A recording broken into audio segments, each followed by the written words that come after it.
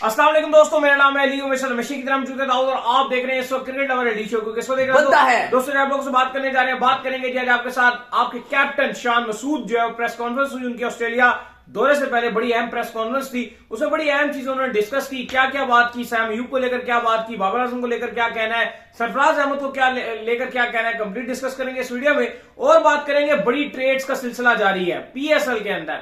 आमिर भी जा रहे हैं भाई कराची से, वो क्या कहानी आ रही है वो आपको बताएंगे। बात करेंगे नसीम शाह को, हॉट फेवरेट बने हुए नसीम शाह।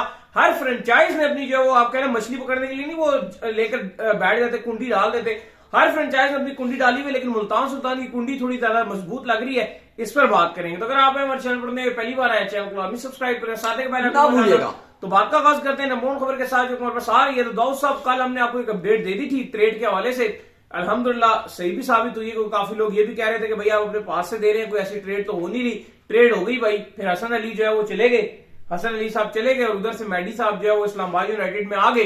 कल आज हमने कल ही ये स्टोरी की थी और कल ही हमने आपको ये बता दिया था कि ये खबर पक्की है, क्योंकि उससे पहले दोपहर के टाइम इस्लामाबाद यूनाइटेड ने वो भी एक डाला हुआ था कि चांद नवाब वाला के अपने आ रहे हैं, अपनों में ईद मनाने के लिए लोग कराची से अंदरूनी शहर जा रहे हैं। तो हमने उस टाइम जो हमने शो किया था उसमें हमने आपको बता दिया था कि वो इमाद वसीम ही है जो अपने में शहर ईद मनाने आ रहे हैं और इस्लामाबाद का होम टाउन है उनका। आपको पता है फैसल मस्जिद के पीछे इनका घर है इमाद वसीम का, और वहीं पर वो और अक्सर ये जो इस्लामाबाद यूनाइटेड है इनका जो प्रैक्टिस के लिए ज्यादातर कैंप लगता है भी डायमंड ग्राउंड। तो इमाद को भी करीब पड़ेगा, ये नहीं कि कराची जाना पड़े, उनको ट्रैवल करना पड़े, उनके लिए भी ये भी आसानी थी। तो आज ऑफिशियली तौर पर ऐलान कर दिया। इमाद वसीम ने भी एक बड़ा लंबा नोट लिखा जिस पर उन्होंने कहा कि कराची की साथ मेरी 8 साल की जर्नी रही है, बहुत अच्छी रही है, इसमें हमने ट्रॉफी भी जीती और कराची किंग्स ने बहुत प्यार दिया और बड़ा मुश्किल मेरे लिए फैसला था, लेकिन अब मैं अपने घर इस्लामाबाद यूनाइटेड की होम टीम में जा रहा हूं। कराची किंग्स से भी उनके लिए नोट लिखा, उन्होंने कहा कि कप्तान है और हमेशा हमारे लिए दिलों के किंग रहेंगे और हमारे स्किपर को थैंक यू हम करते हैं और बेस्ट विशेस देते हैं उनको फ्यूचर के लिए। तो ये तो अली साहब हो गया, लेकिन आगे शान पे बात करनी है कि आमिर पे चले अभी पीएसएल के ऊपर बात करते हैं ना। तो आमिर के हवाले से भी जो है वो अपडेट आ रही है और अपडेट ये आ रही है कि आमिर भी जो है वो कराची किंग्स से जो है टाटा बाय बाय हो रहे हैं और कोयटा ग्लैडिएटर में जा रहे हैं। देखिए खबर यही है, जो सबसे बड़ी खबर है वो ये कि जो कराची किंग्स था वो थोड़ा सा नाखुश है आमिर से भी और इमाद से भी। उसके दो रीजन है। पहला रीजन तो ये था कि जब जियो के साथ दोनों ही जियो पर बैठे हैं तो ARY की क्योंकि टीम है कराची किंग्स, शायद से वो ऐसा प्लेयर अगर ये दोनों परफॉर्मेंसेस ना दे वो ये चीज बर्दाश्त कर ले, जो कराची किंग्स की जो लीडरशिप है वो चीज बर्दाश्त कर लेगी। लेकिन जियो के साथ जो कॉन्ट्रैक्ट था वो इन दोनों को जो आपका कराची किंग्स है उसकी लीडरशिप को यह बिल्कुल भी काबिल कबूल नहीं था। इसीलिए ये अभी की बात नहीं, इवन जब आपका वर्ल्ड कप चल रहा था उसके दरमियान में ही इन्होंने राब्ता किया था। जो स्टोरी आई है कि उसके दरमियान में ही जो कोयटा ग्लैडिएटर्स है उसके साथ इन्होंने राब्ता किया था और इन्होंने कहा था कि तुम हमें नसीम शाह दे दो और बदले में हम तुम्हें इमाद भी दे देंगे अपना कप्तान और आमिर भी दे देंगे। तो लेकिन उसके बाद कोयटा इस बात पर नहीं माना, कुछ उनके ताफुजात थे, कुछ वो चीजें चाह रहे थे वो नहीं माने। लेकिन मेन वजह जो थी, जो खबर आई है पता चली थी, बड़े अरसे से पता चल रहा था, लेकिन ताल्लुकात इनके थोड़े खराब से खराब होते जा रहे थे, क्योंकि जियो में बैठना चाहे सलमान इकबाल की बात कर लो चाहे उनकी बाकी लीडरशिप की बात कर लो, उनको बिल्कुल भी ये काबिल मंजूर नहीं था, क्योंकि 36 का आंकड़ा रहता है ARY और जियो का। बाकी किसी भी चैनल पे चले जाते उनको एतराज ना होता, लेकिन जियो के साथ उनकी बिल्कुल नहीं बनती थी और इमाद वहीं पे गए। तो इमाद तो चलो इस्लामाबाद चले गए, तो फिर वहां चले जाए, फिर लाहौर में चले जाए। नहीं, लाहौर कलंदर जियो उसका मीडिया पार्टनर जरूर है, लेकिन जो लाहौर कलंदर है वो डायरेक्ट अगर आप देखो तो जियो तो उसको नहीं चला रहा है, तो नहीं है, ऐसा ही है, वो तो राणा फैमिली है वो चला रही है। तो खैर, और बाकी उनकी टीम भी सेट है और आकिब जावेद वगैरह का बड़ा होल्ड है, वो भी अभी उनकी टीम सेट है, वो भी क्यों लेंगे इनको। लेकिन अब यहाँ पे जो कहानी बन गई थी वो मोहम्मद आमिर के लिए, आमिर कहाँ जाते हैं, ये तो थोड़ा सा पर्सनल वैसे ले गए। हाँ, लेकिन वो ये है ARY का था, कराची किंग्स का ये मसला था। लेकिन आप अगर मुझसे पूछना, मैं एक और आपको दिल की बात बताऊं, मुझे ऐसा लगता है कि जिस तरीके से इन दोनों ने अभी रिसेंटली बिहेव किया ना, मोहम्मद हफीज ने जिस तरह से इनको कॉल किया, जिस तरह से इन्होंने आगे से बिहेव किया है, पीएसएल में इनको कोई टीम ना ले मैं ज्यादा खुश हूँ। हाँ, बड़ा अनफॉर्चुनेट है। मैं चाहता हूं कि आपको इनको एक चीज का एहसास हो कि पाकिस्तान को प्रायोरिटी देना कितनी बड़ी बात है, लीग्स इनको लेना खत्म कर दें। मैं पर्सनली ये चाहता हूं। नहीं, होना तो ऐसे ही प्लेयर्स के साथ चाहिए कि जो कंट्री को इतना ज्यादा लेट डाउन करें। देखो हफीज ने जो पहले उससे पहले फिर भी बात हुई थी, क्योंकि हमारी भी जब भी बात हुई है बहुत अच्छी बातचीत है, लेकिन इवन इमाद और आमिर के फैंस बड़े डिसअपॉइंट, इतने मैसेजेस आ रहे हैं इंस्टाग्राम पे हमें, इतने मैसेजेस आ रहे हैं और यही वजह है कि फैंस डिसअपॉइंट है कि जो बिहेवियर देखा है उसमें फैंस बड़े उदास हैं। खैर कोयटा ग्लैडिएटर्स आपको पता है कि साथ रिलेशन बड़ा अच्छा है मोहम्मद आमिर का, स्पेशली जो सरफराज अहमद उनके साथ बहुत अच्छा रिलेशन है। तो अब सरफराज अहमद और जो कोयटा ग्लैडिएटर्स के नदीम उमर साहब हैं उन्होंने फैसला कर लिया कि वो मोहम्मद आमिर को बोल ले रहे हैं। तो कोयटा ग्लैडिएटर्स जो है वो मोहम्मद आमिर को वेलकम करने जा रही है और बदले में अब वो क्या देंगे, ये बड़ा सब। और ये देखा जाए तो देखो ये कोई अच्छी बात नहीं है इमाद वसीम के लिए भी और आमिर के लिए भी। ये छोटी फ्रेंचाइज में जा रहे हैं, एक बड़ी फ्रेंचाइज से छोटी में। आप लाख बोले कोयटा ने ये खेल लिया, कोयटा प्ले ऑफ खेल जाती कोयटा, लेकिन कोयटा का जो कैलिपर है ना वो थोड़ा सा नीचे ही है। इस वक्त जो टॉप की फ्रेंचाइजेस है वो लाहौर, आपकी ये कराची, इस्लामाबाद, ये टॉप। और आप देखो कि सिल्वर में ट्रेड हुई है इमाद वसीम की। इमाद वसीम जो हसन अली के साथ ट्रेड किया सिल्वर कैटेगरी में, देखे ना कितना कम पैसे है सिल्वर में, क्या कमाई है, कुछ भी नहीं है सिल्वर कैटेगरी। और इंटरनेशनल रिटायरमेंट ये तो पीकेआर में अगर आप कन्वर्ट करोगे तो ये तो आप कह लो कि 60-70 लाख से भी कम बनेगा। फिर और एक और बार कर लो, एक और बार। तो खैर वही अगर ये अगर पाकिस्तान टीम के लिए करंटली आ रहे होते तो उनकी कैटेगरी भी रेज होती, तो पैसे भी खैर कम मिलेंगे, महाना सेंटर कॉन्ट्रैक्ट भी नहीं मिलेगा। तो खैर ये कहानी सीधी सी नजर आ रही है अली साहब के। अच्छा अब कहा जा रहा है कि जो कराची किंग्स और जो कोयटा अब ये तो चलो हो रहा है। अच्छा इसमें जो है वो इवन अब मुल्तान सुल्तान की थोड़ी सी पहले बात करते हैं फिर दोबारा इस पर आते हैं। नसीम शाह का ऑलमोस्ट डील डन हो चुकी है और नदीम उमर साहब सॉरी जो आपका मुल्तान सुल्तान है वो अब नसीम शाह को लेने के लिए जा रहा है और नसीम शाह के बदले वो रेली रोसो, आपको पता है कोयटा को जो जितवाया था एडिशन उसमें बड़ा अहम किरदार अदा किया था रेली रोसो ने, और फिर मुल्तान भी जो जीता था उसमें भी रेली रोसो का बहुत अहम किरदार अदा किया था T20 को, स्पेशली पीएसएल में। बाकी ठीक है वो जैसा भी खेलती है लेकिन पीएसएल में उनकी सबसे ज्यादा फॉर्म है। इतना बड़ा नाम नहीं है रेली रोसो, मेरे नजदीक इतना बड़ा नाम नहीं है, बहुत बड़े बड़े स्टार्स हैं लेकिन जो परफॉर्मर है इससे बड़ा कोई परफॉर्मर नहीं। सही कह रहे हैं बिल्कुल। ये इतने गंदे तरीके से पीएसएल में T20 खेलता है, चाहे वो कोयटा ग्लैडिएटर्स की तरफ से खेल रहा हो चाहे वो मुल्तान की तरफ से खेल रहा हो। लेकिन चूंकि नसीम शाह को और कोयटा ग्लैडिएटर्स बड़ा चाहता था कि वो रेली रोसो को जाने मत दे, लेकिन मजबूरन था कि वो ड्राफ्ट ऐसा था कि उनको रिलीज करना पड़ा और फिर मुल्तान सुल्तान ने वो ले लिया। लेकिन ये जो तो अब बदले में जो है वो नसीम शाह जा रहे हैं आपके मुल्तान सुल्तान। अच्छा ये जो एक और चीज है दाऊद साहब मैं ये बताऊं आपको, जो फ्रेंचाइजों ने नसीम शाह करके जोर लगाया हुआ है ना, नसीम शाह आएंगे जरूर वापस, ठीक है मानता हूं, सही कह रहे हैं, लेकिन उनकी फॉर्म शॉर्म कुछ भी नहीं होने वाली है। उनका इतना टाइम हो गया, सरप्राइज होगा कि पूरा खेलेंगे। जिस तरीके से उनका कंधे का मसला बना हुआ है वो तो बड़ा डर के जो है बॉलिंग करेंगे। एक बार याद रखें जिस भी फास्ट बॉलर को घोड़े का और कंधे का ये दो मसले हो जाते हैं वो आगे सारी जिंदगी बेचारा डर के गुजारता है। कम से कम उसको 6 महीने चाहिए होते हैं, कम से कम 6 महीने। भाई ये बिला वजह हाइप अपनी फॉर्म में जोर लगाया हुआ कि भाई वो सबसे अच्छा, लेकिन हो सकता है वो सबसे वर्स्ट भी चला जाए। और मैं तो सरप्राइज हूँ कि अगर वो पूरा पीएसएल खेल गया। आप वर्स्ट परफॉर्मेंस की बात करो, मैं तो हैरान हूँ कि वो पूरा पीएसएल अगर खेल जाता है, क्योंकि लगातार आपको खेलने है, जोर भी लगाना होता है। तो बात ये बिल्कुल ठीक है, मैं भी बात कह जा रहा हूं कि नसीम शाह अभी नहीं पता कंधे की सर्जरी बड़ी तकलीफ से सर्जरी होती है। इवन वो नेट्स में आ गए हैं, हल्की फुल्की अंदर प्रैक्टिस भी कर रहे हैं, हल्की फुल्की बॉल भी डाल रहे हैं। बॉल ही यहां से करना है, मेन चीज ही आपको यहां से करना है। कल भी वीडियो डाला था अपने इंस्टाग्राम पे भी डाला था नसीम शाह ने, लेकिन आपको फुल्ली रिदम के साथ बॉल करना वो बड़ी डिफरेंट में बॉल कर रहे थे वो। हाँ वो बड़ी डिफरेंट चीज है, बहुत डिफरेंट चीज है। तो खैर लेकिन बहरहाल नसीम शाह अब आपके मुल्तान सुल्तान में आ गए और बदले में वो रेली रोसो दे रहे हैं। अब इवन कहा जा रहा है कि जो आपकी जो कराची किंग्स है वो भी अपना तैयब ताहिर जो है वो भी कहीं ना कहीं रिलीज करने जा रहे हैं। मैं बड़ा हैरान हूं क्योंकि कराची किंग्स को कप्तान क्या फिर, क्योंकि कराची किंग्स को कप्तान चाहिए। अब कप्तान उनके पास नहीं है, अब कप्तान शान मसूद को बनाएंगे। अब इसमें तो मुल्तान सुल्तान की बड़ी जीत ही जीत है, क्योंकि मुल्तान सुल्तान उनको मिल जाएगा तैयब ताहिर हार्ड तक, शान मसूद आप जो भी कहो, लेकिन अभी कोई नॉर्मली खेल रहे थे। T20 में तो वो अक्सर जगह ही नहीं बनती। इवन मुल्तान सुल्तान की तरफ से भी बहुत नॉर्मली खेल रहे थे, जगह ही नहीं बनती है, जगह ही नहीं बनती है, बनती में तो नॉर्मल बात है। चलो अगर ऐसा कैप्टन वो बन भी जाए लेकिन उनकी टीम तो स्ट्रांग हो ना। अब कराची तो सारे प्लेयर रिलीज कर रहा है, बचा क्या कराची के पास, तैयब ताहिर भी रिलीज कर देंगे, इमाद भी एक उनका, आप जो भी कहो, चलो आप कप्तानी के वाले से आप सॉरी आप उसकी रिटायरमेंट या आप उस पर इमाद की क्रिटिसाइज कर सकते हो या दुख का इजहार कर सकते हो, लेकिन लास्ट सीजन भी वो player of the tournament positive थी, बेस्ट प्लेयर था आपका, बेस्ट प्लेयर था इमाद, और वो रन सबसे ज्यादा उसने बनाए हुए थे, सिलेक्ट हो गया था, इंपैक्ट प्लेयर था, उसी की बेस पे पाकिस्तान की T20 टीम में आए थे। तो इमाद की परफॉर्मेंस तो बेहतरीन थी, तो कराची का जो परफॉर्मर था वो चला गया।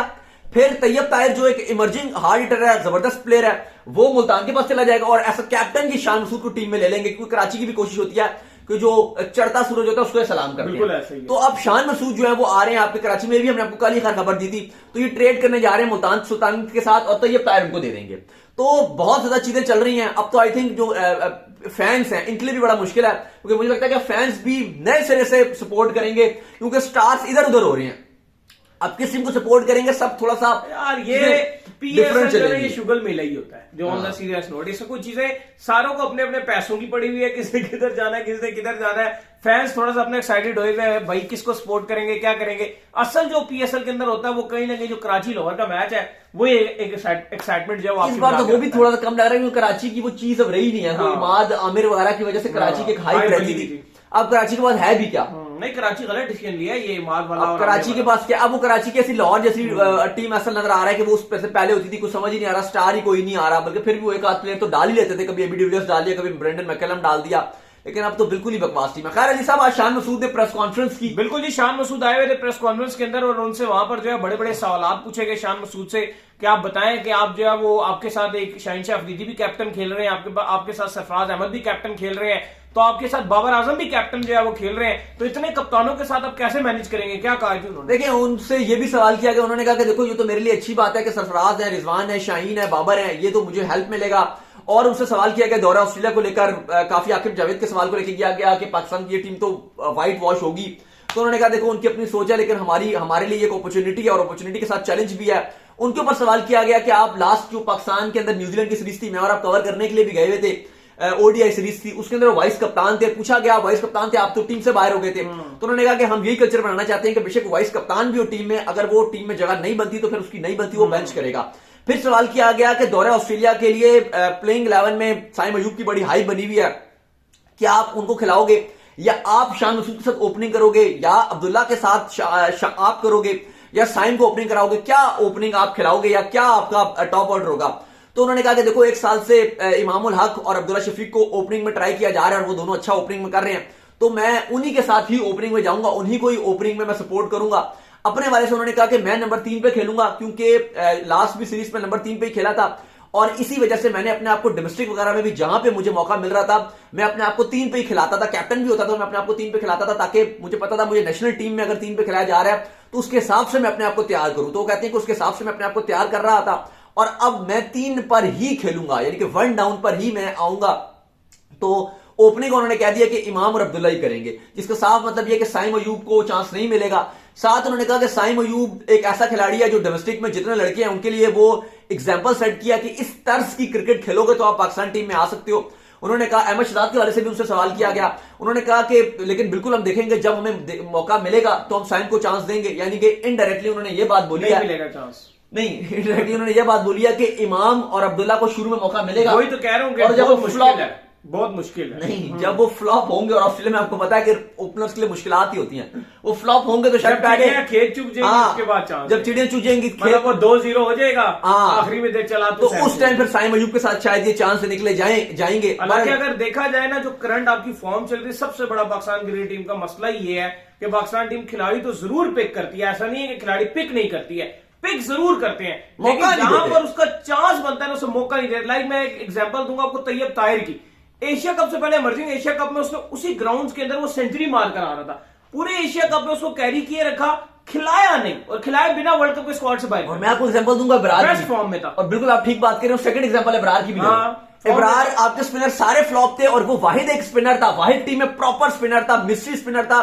जिसको दुनिया ने खेला हुआ भी नहीं था और इंडियन कंडीशन में वो बहुत लोग कुलदीप कर रहे थे ना, लोग इसकी भी बहुत वाह करते, लेकिन बात वही थी कि खिलाया नहीं। तो ये ताहिर को नहीं मौका दिया, इसको मौका नहीं दिया, खिला के अब हार जो तो क्या फर्क पड़ेगा? एक बात है ना, अब चांस जब आप ना खिलाकर भी तो हार ही रहे हो ना, खिलाकर हार चुके तो फर्क क्या पड़ेगा? क्योंकि बेस्ट ये होता कि अभी इमाम ने कैंप में भी शिरकत नहीं की, उनकी शादी भी चल रही थी, जो उनका टोटल फोकस था वो क्रिकेट से आउट ऑफ टच थे। ओडीआई में उनसे रन बिल्कुल नहीं बन रहे थे, इंडिया में रन नहीं बन रहे थे। आप इमेजिन करो कि इंडिया में डेड विकेट्स पे रन नहीं बन रहा, फ्लैट विकेटें थी, छोटे ग्राउंड से। ओडीआई बेहतरीन फॉर्मेट है, सिंगल डबले बस निकालते हैं और आराम से रन बन रहे होते हैं, बेस्ट फॉर्मेट है रन बनाने के लिए। वहां पे रन नहीं बने, बेंच करनी पड़ गई, कैंप ज्वाइन नहीं किया, शादी चल रही थी, एक शुगल मेला चल रहा था, क्रिकेट से बिल्कुल आउट ऑफ द टच थे, बिल्कुल दूल्हे राजा को आप उठाओगे ना, उसने क्रिकेट खेली, पीछे इंडिया में वर्ल्ड कप में आधे में बैठ गए थे, फॉर्म नहीं Confidence थी, low था। बिल्कुल कॉन्फिडेंस लो था, ना कैंप में शिरकत की, ना प्रैक्टिस की, ना लाल बॉल से ट्रेनिंग की, बस डायरेक्ट ऑस्ट्रेलिया में उतारोगे और उसे कहोगे भाई तू खेल, बल्ला पकड़ और उतर ओपनिंग कर। भाई सिलेक्शन उसके साथ भी ज्यादती है, पाकिस्तान टीम के साथ भी ज्यादती है, फैंस के साथ भी ज्यादती है। सिलेक्शन के पॉइंट ऑफ व्यू से मैं जितने अरसे से ये कवर कर रहा हूं ना, अभी रिसेंटली की मैं बात करता हूं, पिछले 1-2 सालों के अंदर जो सबसे बेस्ट मुझे टीम की सिलेक्शन लगी थी, जो सबसे मुझे बेहतर लगी थी, वो जो हम सीरीज हारे थे अफगानिस्तान से, जो हम हारे थे शारजा के अंदर जो सीरीज हुई थी, 3 मैच थे, वो सबसे अच्छी टीम मुझे सिलेक्शन के पॉइंट ऑफ व्यू से लगी थी कि उसमें एटलीस्ट चांस मिला था। सैम अयूब को चांस मिला था, मोहम्मद हारिस को चांस मिला था, वो आपके बॉलर है जमान खान, एहसानुल्लाह को चांस मिला जमान था, खान जो मेरे से कल पूछ रहे थे यार बॉलर एहसानुल्लाह कितने उभरते हुए स्टार बन रहे थे आपके लिए, उनको वहां पर चांस मिल गया था, जमान को वहां पर चांस मिला था।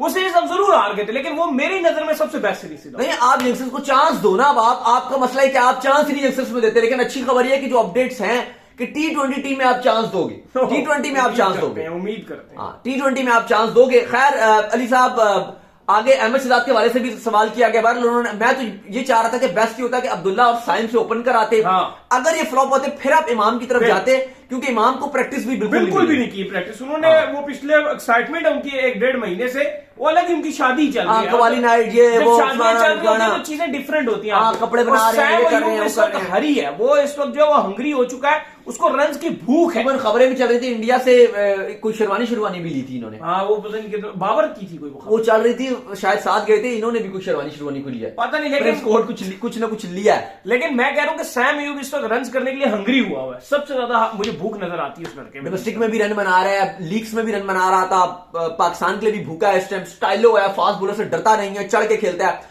खैर अहमद शहजाद के हवाले से भी सवाल किया गया कि वो परफॉर्मेंस दिखा रहे हैं। आजकल अहमद शहजाद को बड़ा, आप देखो मीडिया में बड़ी हाइप मिल रही है आजकल, क्योंकि वो लगातार परफॉर्म तो उन्होंने कहा कि देखो किसी के लिए भी रास्ते बंद नहीं है, लेकिन उन्होंने कहा कि पहले ये जो ग्रुप ऑफ पूल है हमारे पास, पहले हम इसको चांस देंगे, फिर उनकी तरफ जाएंगे अगर ये फ्लॉप होते हैं, या सेकंड हाफ में उनको चांस देंगे। जो असल रास्ता है ना, सिंपल ये है कि नेशनल T20 कप में सेंचुरी भी मार देना, कोई फर्क नहीं पड़ेगा।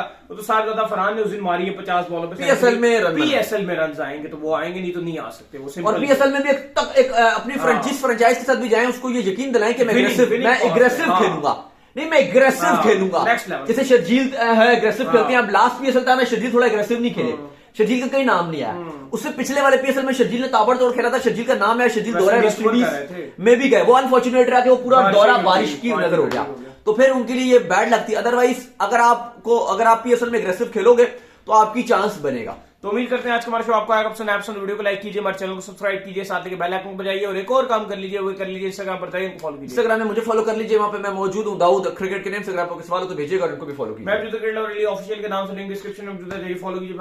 अल्लाह हाफिज़।